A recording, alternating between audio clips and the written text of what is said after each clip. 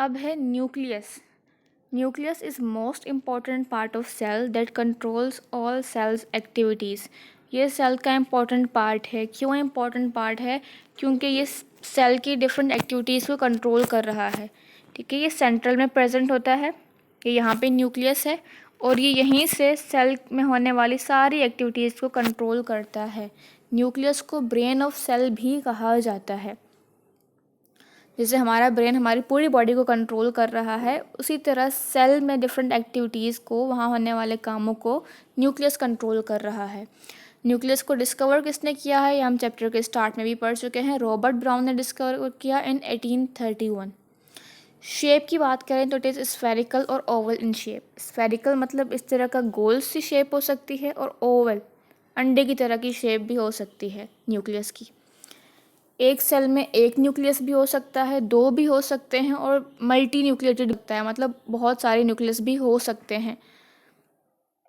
हम अपने muscles, for example हमारे जो मसल्स हैं ना, उन वहाँ जो सेल्स प्रेजेंट हैं उनमें बहुत सारे न्यूक्लियस प्रेजेंट हैं। तो खैर ये आपके काम की भी बात नहीं है। न्यूक्लियस के स्ट्रक्चर की बात करें तो nucleus consist of following parts. ये फॉलोइंग 3 पार्ट्स होते हैं न्यूक्लियस के स्ट्रक्चर में: न्यूक्लियर मेम्ब्रेन, न्यूक्लियोप्लाज्म, न्यूक्लियोलस। ये जो न्यूक्लियस है, इसके बाहर एक मेम्ब्रेन है। इस मेम्ब्रेन को न्यूक्लियर मेम्ब्रेन कहते हैं। फिर न्यूक्लियर मेम्ब्रेन के बाद आपको अंदर वाला हिस्सा, ये इस न्यूक्लियस का अंदर वाला पोर्शन है, इसमें फ्लूइड प्रेजेंट होता है, उस फ्लूइड को न्यूक्लियोप्लाज्म कहते हैं। फिर तीसरा जो पार्ट है न्यूक्लियस का, वो इस न्यूक्लियस के अंदर एक स्फेरिकल गोल सी बॉडी प्रेजेंट है, इसको न्यूक्लियोलस कहते हैं। तो ये तीनों पार्ट्स किसके हैं? न्यूक्लियस के हैं। अब न्यूक्लियर मेम्ब्रेन की हम बात करें तो nucleus is surrounded by a membrane called nuclear membrane which is double layered. Nucleus के बाहर ये जो मेम्ब्रेन है, जिसको हमने न्यूक्लियर मेम्ब्रेन का नाम दिया है, ये डबल लेयर्ड है। जिस तरह हमने प्लाज्मा मेम्ब्रेन देखा कि वो डबल लेयर्ड है, उसी तरह से ये भी न्यूक्लियस के बाहर एक दीवार या पर्दानुमा स्ट्रक्चर है जो कि डबल लेयर्ड है। न्यूक्लियर मेम्ब्रेन है small pores, these pores are called nuclear pores. इस डायग्राम में अगर आपको नज़र आ रहा हो, ये यहाँ पे न्यूक्लियर पोर लिखा हुआ है।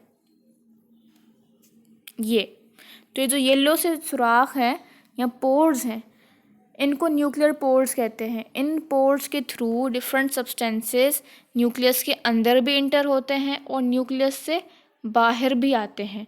तो हम कहेंगे ये जो न्यूक्लियर मेम्ब्रेन है, ये कंप्लीट बैरियर नहीं है। बैरियर का मतलब कंप्लीट रुकावट नहीं है चीज़ों के लिए।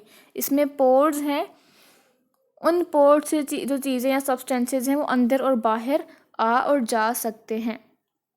तो ये हो गया न्यूक्लियर मेम्ब्रेन, न्यूक्लियस का पहला पार्ट। अब हम दूसरे पार्ट की बात करेंगे, ये जो बीच वाला, ये जो फ्लूइड पोर्शन है, जिसको हम न्यूक्लियोप्लाज्म कह रहे हैं। तो nucleus is filled with protein rich substance called nucleoplasm. ये न्यूक्लियस है सारा।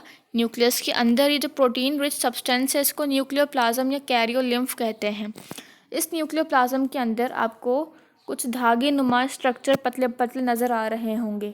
इन धागे नुमा स्ट्रक्चर्स को क्रोमेटिन कहते हैं। या आपको क्रोमेटिन छोटा सा नज़र आ रहा होगा लिखा। तो न्यूक्लियोप्लाज्म एक फ्लूइड है, उस फ्लूइड में थ्रेड्स हैं या उन थ्रेड्स का नेटवर्क मौजूद है, वो पूरे न्यूक्लियस में प्रेजेंट है। इनको क्रोमेटिन नेटवर्क कहते हैं। तो ये जो क्रोमेटिन नेटवर्क है, ये हमें विजिबल नहीं होता। जब सेल ने डिवाइड होना होता है, सेल डिवाइड होने का मतलब है 1 से 2 सेल बनना, 2 से 4 सेल्स बनना, मतलब सेल की जो तादाद बढ़ती है उसको हम सेल डिवीज़न कहते हैं।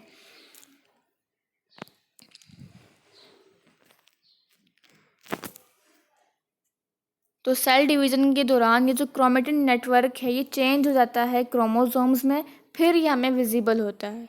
पहले ये विजिबल नहीं है। जब सेल ने डिवाइड करना है, ड्यूरिंग डिवीज़न ये हमें विजिबल होता है, और तब ये किस में चेंज हो जाते हैं? क्रोमोसोम्स में। ये पतले धागे क्रोमोसोम्स में चेंज हो जाते हैं। अब ये जो क्रोमेटिन नेटवर्क है, किससे मिलकर बना हुआ है? न्यूक्लिक एसिड और प्रोटीन से। कौन सा न्यूक्लिक एसिड? हमने 2 न्यूक्लिक एसिड्स पढ़े हैं, डीएनए और आरएनए। तो ये जो क्रोमेटिन नेटवर्क है, ये डीएनए का बना होता है और साथ में प्रोटीन्स का बना होता है। अब हम ज़रा क्रोमोसोम्स से बात करेंगे। Chromosomes are visible during cell division. जब सेल डिवाइड होता है तब भी क्रोमोसोम्स विजिबल होते हैं। Chromosomes carry jeans. क्रोमोसोम्स के ऊपर जीन्स बैठी होती हैं। ये जीन नाम आपने ज़रूर पहले सुना होगा। जीन्स क्या है? Which contain hereditary information from generation to generation. Genes में हमारी पूरी इन्फॉर्मेशन लिखी होती है कि आई कलर क्या होगा, हेयर कलर क्या होगा, हाइट क्या होगी, जितने भी कैरेक्टर होते हैं इंसान के वो जीन्स में लिखे होते हैं। आपकी सारी इन्फॉर्मेशन जीन्स में होती है। तो ये जीन्स पेरेंट्स से ऑफस्प्रिंग तक या जनरेशन से लेकर अगली जनरेशन तक पास होती हैं हेरिडिटरी इन्फॉर्मेशन लेकर। तो ये जीन्स होती कहाँ पे हैं? क्रोमोसोम पे बैठी होती हैं। जो क्रोमोसोम नंबर है हर स्पीशीज़ में चेंज है। ठीक है, इंसानों की बात करें तो इस इंसानों में बाकी स्पीशीज़ से चेंज होगा, लेकिन हम इंसानों में वो सेम होगा, फिक्स होगा। कैट्स की बात करेंगे तो कैट्स में ये नंबर हमसे चेंज होगा, लेकिन सब कैट्स में ये सेम होगा। तो फ्रूट फ्लाई की बात करें तो इसमें 8 क्रोमोसोम्स होते हैं। जितने भी फ्रूट फ्लाई होंगी उनमें 8 क्रोमोसोम्स होंगे। ह्यूमंस में 46 क्रोमोसोम्स हैं। जितने भी इंसान दुनिया में पाए जाते हैं उनमें नॉर्मली 46 क्रोमोसोम्स प्रेजेंट हैं। ये बात आपने हमेशा याद रखनी है। Corn have 20 chromosomes. और ये पॉइंट्स आपने एमसीक्यूज़ के लिए भी याद रखने हैं। अब क्रोमोसोम के स्ट्रक्चर की हम बात करेंगे। Chromosome is composed of 2 parts, arm and centromere. ये क्रोमोसोम का स्ट्रक्चर है। इसके 2 पार्ट्स हैं। ये जो बीच वाला पार्ट है इसको सेंट्रोमेयर कहते हैं, और सेंट्रोमेयर से लेकर जो एंड वाला हिस्सा है इसको आर्म कहते हैं। ये एक आर्म है, ये दूसरी आर्म है, ये तीसरी आर्म है, और ये चौथी आर्म है।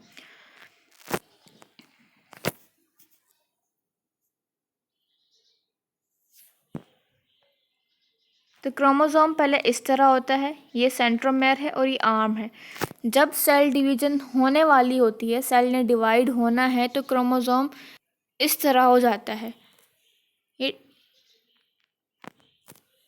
तो अब ये जो 2 आर्म्स हैं इनको हम बोलते हैं क्रोमेटिड्स। ये 2 क्रोमेटिड्स हैं और ये 2 क्रोमेटिड्स हैं। तो before cell division chromosome consist of 2 threads. अब इनमें 2 थ्रेड्स हैं, एक ये और ये दूसरा ये। इनको हम क्रोमेटिड्स कहते हैं। ये 2 क्रोमेटिड्स हैं, ये 2 भी क्रोमेटिड्स हैं। Chromatids are joined by centromere. अब ये क्रोमेटिड्स कैसे जॉइंड है एक दूसरे से? यहाँ पे ये सेंट्रोमेयर के थ्रू।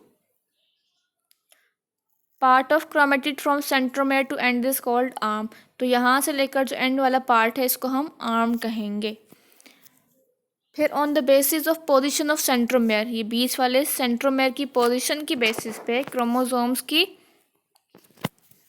4 टाइप्स हैं। तब हम टाइप्स ऑफ क्रोमोसोम्स डिस्कस करेंगे। 4 टाइप्स कौन सी हैं? मेटासेंट्रिक, सब मेटासेंट्रिक, सब टीलोसेंट्रिक और टीलोसेंट्रिक। तो मेटासेंट्रिक की बात करें, इसमें जो क्रोमोसोम्स की जो आर्म्स हैं, 2 आर्म्स, ये एक आर्म, ये दूसरी आर्म, इन दोनों की लेंथ बिल्कुल सेम होती है। तो जब क्रोमोसोम्स की लेंथ बिल्कुल same,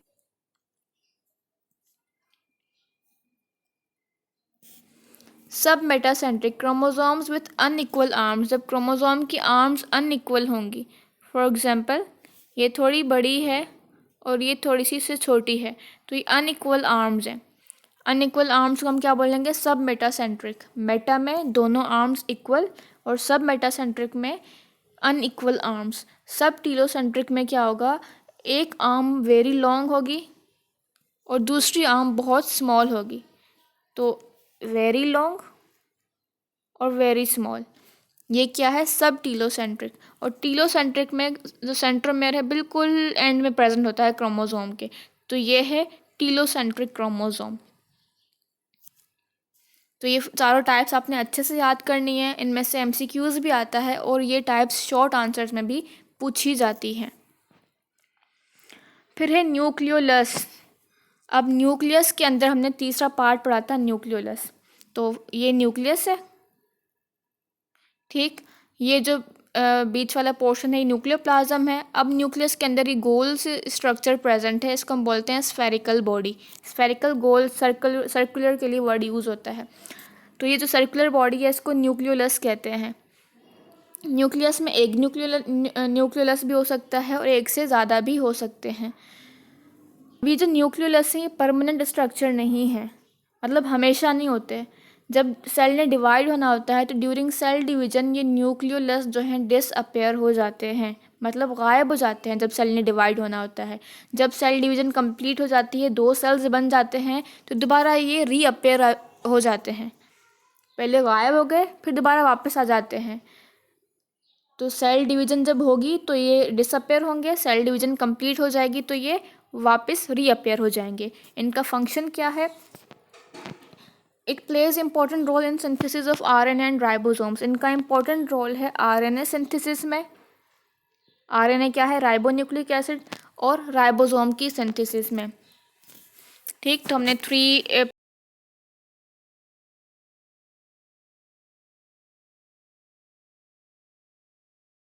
cytoplasm and cytoplasmic organelles.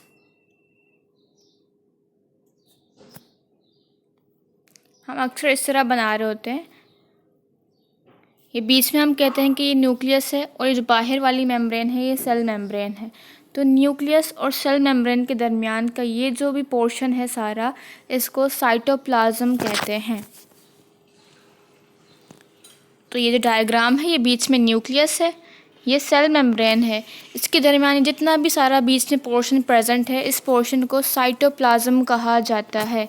तो the part between nuclear membrane and cell membrane is called cytoplasm. और न्यूक्लियर मेम्ब्रेन क्या है? न्यूक्लियस के बाहर वाली जो मेम्ब्रेन है। तो न्यूक्लियस के बाहर वाली मेम्ब्रेन और सेल मेम्ब्रेन के दरमियान जितना भी पार्ट है उसको साइटोप्लाज्म कहा जाता है। It is semi fluid colloid. अब यहाँ पे फ्लूइड भी प्रेजेंट है और उस फ्लूइड में डिफरेंट सब्सटेंसेस भी प्रेजेंट हैं, और ये फ्लूइड कंटिन्यूस मोशन में होता है जिसमें बहुत सारी चीज़ें मूव कर रही होती हैं, न्यूट्रिएंट्स, ऑक्सीजन और डिफरेंट चीज़ें यहाँ पे मूव कर रही होती हैं। तो जो साइटोप्लाज्मिक फ्लूइड है वो कंटिन्यूस मोशन में है, उसकी मूवमेंट को साइक्लोसिस कहा जाता है। तो cytoplasm is divided into 2 parts. Cytoplasm के 2 पार्ट्स हैं, एक है साइटोसोल और एक है cytoplasmic organelles. Cytosol is a fluid part of cytoplasm. It is cell solution where organelles reside. तो ये जो साइटोसोल क्या है, ये साइटोप्लाज्म का फ्लूइड है। यहाँ जितना भी फ्लूइड प्रेजेंट है वो साइटोसोल है, और उस साइटोसोल में डिफरेंट ऑर्गेनल्स रहते हैं। ऑर्गेनल्स क्या है ये हम आगे पढ़ते जाएंगे, डिफरेंट ऑर्गेनल्स जो आएंगे। It is watery solution of salt, sugar, amino acids, protein, fatty acids, nucleotides and other materials. तो उस फ्लूइड में, उस साइटोसोल में क्या क्या चीज़ें प्रेजेंट है? वो एक वाटरी सॉल्यूशन है, खुद पानी की तरह है। फ्लूइड वर्ड पानी की तरह के लिए यूज़ होता है, जिसमें सॉल्ट भी है, शुगर भी है, अमाइनो एसिड्स भी हैं, प्रोटीन्स भी हैं, फैटी एसिड्स, न्यूक्लियोटाइड्स और डिफरेंट मटीरियल्स प्रेजेंट हैं। इसी तरह इस साइटोसोल में 3 डायमेंशनल नेटवर्क प्रेजेंट है फाइब्रस प्रोटीन्स का, जिनको साइटोस्केलेटन कहते हैं। इन प्रोटीन्स ने या इस साइटोस्केलेटन ने सेल को सपोर्ट प्रोवाइड की होती है। इनकी डिटेल हम आगे पढ़ेंगे। तो फ्लूइड पोर्शन इस साइटोसोल, जिसमें ऑर्गेनल्स भी हैं और ये सारे सब्सटेंसेस भी हैं, और यहाँ पे फाइब्रस प्रोटीन्स प्रेजेंट हैं जिनको हम साइटोस्केलेटन कहते हैं। उनका पूरा यहाँ पे नेटवर्क प्रेजेंट है। जो दूसरा पार्ट है साइटोप्लाज्मिक ऑर्गेनल्स। तो ऑर्गेनल्स कहते हैं छोटी छोटी बॉडीज़, माइन्यूट बॉडीज़ प्रेजेंट हैं इस बीच वाले हिस्से में, उनको ऑर्गेनल्स कहते हैं। They occupy half of the volume of cell. तो सेल का जो आधा पोर्शन है, आधा वॉल्यूम है, उसमें ऑर्गेनल्स प्रेजेंट हैं। तो कौन कौन से ऑर्गेनल्स हो सकते हैं? माइटोकॉन्ड्रिया का नाम आपने सुना होगा, नहीं सुना तो हम आगे डिटेल में पढ़ेंगे। Endoplasmic reticulum, Golgi apparatus, plastids, ये सारे ऑर्गेनल्स हैं जो कि साइटोप्लाज्म में प्रेजेंट होते हैं। तो एक फ्लूइड है और दूसरा छोटी छोटी बॉडीज़ हैं जिनको हम ऑर्गेनल्स कहते हैं, वो साइटोप्लाज्म में प्रेजेंट हैं।